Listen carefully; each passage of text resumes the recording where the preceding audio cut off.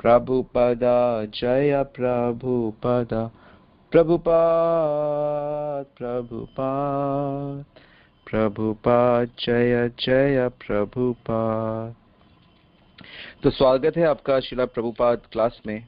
और प्रसंग बहुत ही निर्णायक मोड़ पे आ चुका है जब शिला प्रभुपाद अमेरिका की भूमि पे उतर चुके हैं जलदूत जलवाहक जहाज से। और वहां उतरते ही उनको एक व्यक्ति मिला जिसने उन्हें न्यूयॉर्क से बटलर का टिकट, बस का टिकट में उन्हें बिठाया। और जब वो बस से बटलर पहुंचे तो वहां पे उनका इंतजार कर रहा था गोपाल अग्रवाल, जिनके घर में प्रभुपाद रहने वाले थे। गोपाल के पिता ने ही गोपाल से कहकर प्रभुपाद के अमेरिका में रहने की व्यवस्था करवाई थी, उनको वहां का स्पॉन्सरशिप दिलवाया था। गोपाल अपने पिता की बात मानता था। उसके पिता अक्सर ऐसी स्पॉन्सरशिप लेटर्स उससे मंगाते थे और गोपाल इस प्रकार से साइन करता था क्योंकि उसे मालूम था कि कोई तो आने वाला नहीं है। ऐसा पहले बहुत बार हो चुका है, लेकिन एक हफ्ते पहले उसको एक पत्र मिला जब उसकी पहली, जो कि एक अमेरिकन निवासी थी, उसने लिखा था कि भक्तिवेदांत स्वामी आने वाले हैं। और उसमें भक्तिवेदांत स्वामी ने अपना फोटो भी दिया था। और उन्होंने सोचा कि अब हम क्या करें, अब तो एक हफ्ते में वो आने वाले हैं। इस प्रकार का तार उन्हें मिला था। तो प्रभुपाद इस प्रकार वहां पहुंच गए। और बटलर वो शहर है जहां पर पिस्टल का आविष्कार हुआ था, जो आप जानते ही हैं कितनी खतरनाक चीज है। और एक औद्योगिक नगर है वो, काफी फैक्ट्रीज वगैरह, और कैथोलिक और प्रोटेस्टेंट क्रिश्चियंस ही वहां ज्यादा रहते हैं, कुछ एक ज्यूस भी रहते हैं। लेकिन ये अग्रवाल पहले व्यक्ति थे, गोपाल अग्रवाल, जो हिंदू एक वहां पे रुके थे। और उन्हीं के गेस्ट बनकर श्रीला प्रभुपाद अमेरिका आए। गोपाल ने उनका स्वागत किया और उनको कार में बिठाकर वह अपने घर की तरफ चल दिया। तो क्योंकि इनका घर बहुत छोटा था, जिसमें इनका एक कमरा था, एक डाइनिंग हॉल था और ऊपर दो छोटे छोटे कमरे थे। और इनके दो बच्चे थे, एक लड़की पमेला और एक छोटा बच्चा 7 महीने का ब्रिज। तो उन्होंने डिसाइड किया कि हम प्रभुपाद को YMCA में रखेंगे, जो गेस्ट हाउस है, जो कुछ ब्लॉक्स छोड़कर था उनका, कि वो रात को वहां सो जाए करेंगे और दिन में वो यहाँ पे आ जाएंगे और अपना भोजन वगैरह प्राप्त कर सकते हैं। प्रभुपाद का नियम था कि वो अपने ही हाथों का प्रसाद, मतलब ठाकुर जी को भोग लगा के फिर उसको ग्रहण करते थे। और इतने बड़े आचार्य, लेकिन बिल्कुल छुपे हुए इस समय।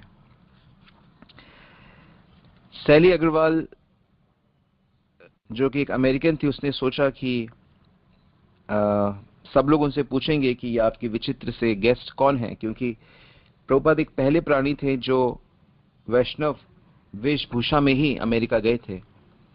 और अमेरिकन ने हालांकि इस तरह की वेशभूषा पहले कभी देखी नहीं थी, लेकिन अमेरिकन लोग की खासियत होती है कि वो चीज़ों पे ध्यान नहीं देते हैं। उसके लिए वो बड़ा ही पक्के होते हैं, ध्यान नहीं देने पे, उपेक्षा करने पे।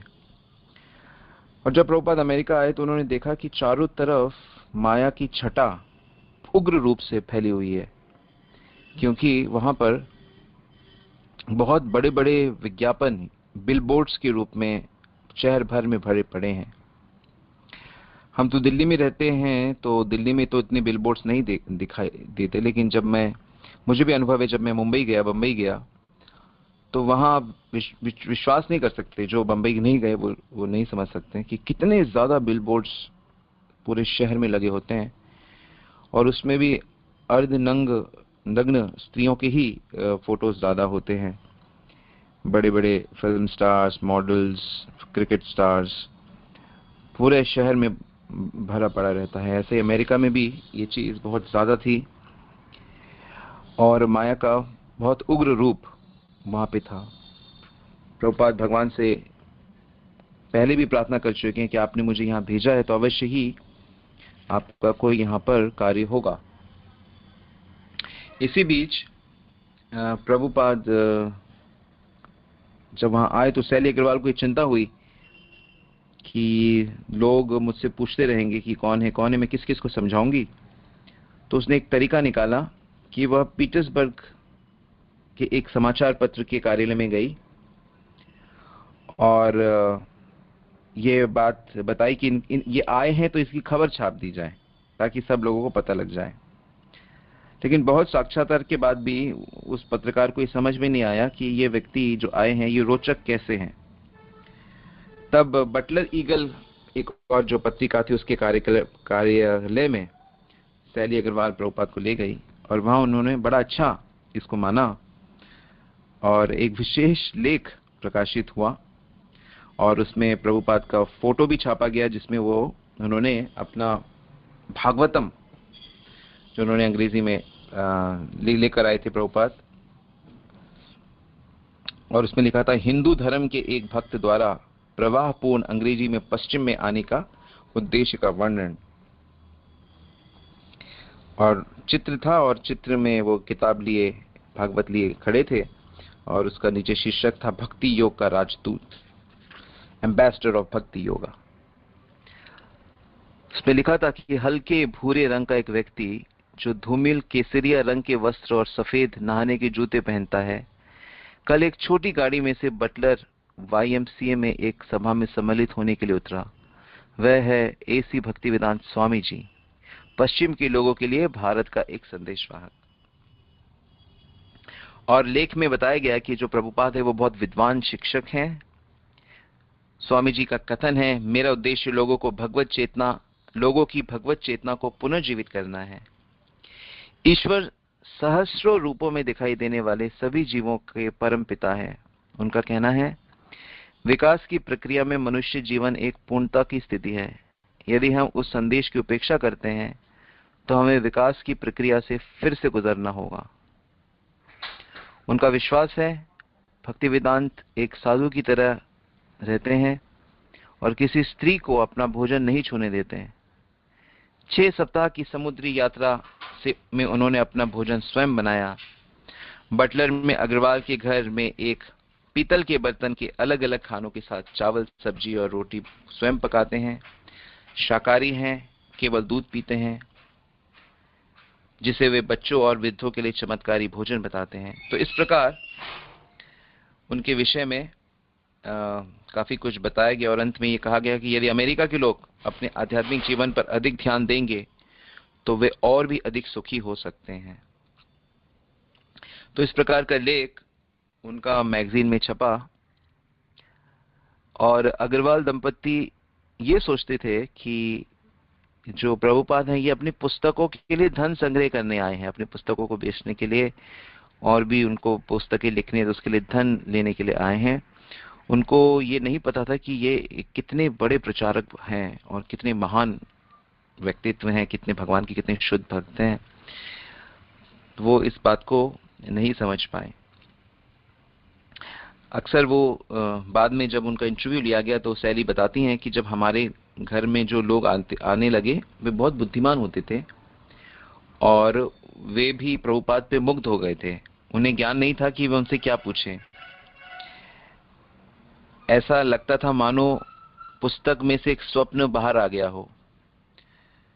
कौन आशा करेगा कि पेंसिल्वेनिया में एक बटलर हाउस में उनको भारत के एक वैष्णव साधु से भेंट होगी। और सैली के माता पिता भी बहुत दूर से उनसे मिलने आए और सब बड़े प्रभावित हुए क्योंकि वो बहुत बुद्धिमान थे और बड़े हास्य प्रिय थे, कुशाग्र बुद्धि तो थे ही। उनकी खास बात यह थी कि जिस भी व्यक्ति को एक बार देख लेते थे तो उसका नाम भी उनको स्मरण रहता था और कभी वो बस में जैसे चढ़ता हुआ भी दिखे तो वो उनका नाम लेकर ही अभिवादन करते थे। तो इस प्रकार सैली प्रभुपाद को अपने पिता की तरह मानने लगी क्योंकि वो आखिर उनके ससुर के रिलेशन से आए थे और उनके सामने वो सिगरेट वगैरह नहीं पीती थी, और क्योंकि ये लोग मांस खाते थे तो प्रभुपाद जब भी आने वाले होते तो उससे पहले ये सब समेट लेते थे। प्रभुपाद के सामने ये नशा वगैरह नहीं करते थे।